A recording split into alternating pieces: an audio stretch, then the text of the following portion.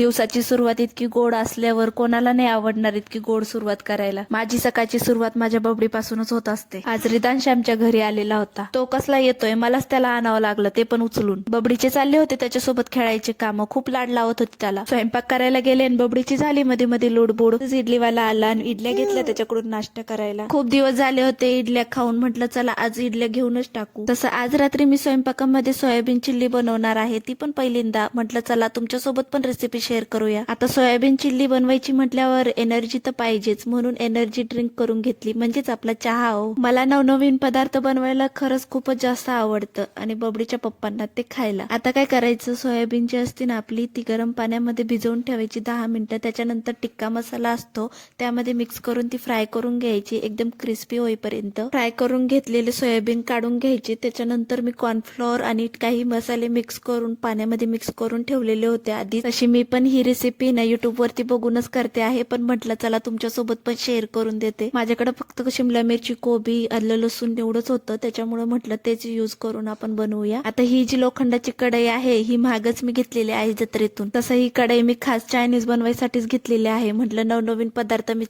करतच असते, त्याच्यामुळेच मी ही कढई घेतली होती। भाज्या छानपैकी फ्राय झाल्यानंतर त्याच्यामध्ये कॉर्नफ्लोअरची स्लरी टाकून घ्यायची, चवीपुरता मीठ टाकून छानपैकी परतून घ्यायचं त्या भाज्यांना। लगेचच त्याच्यामध्ये आपले तळलेले सोयाबीन टाकून घ्यायचे आणि छान मिक्स करून घ्यायचे। माझी रेसिपी कशी वाटली तुम्हाला हे मला नक्की कमेंट बॉक्स मध्ये कळवा बरं का। आणि एकदम टेस्टी झाले होते, खरंच खूपच भारी झाले होते। बबडीच्या पप्पांना खूप आवडले। चला तर भेटूया पुढच्या व्लॉग मध्ये।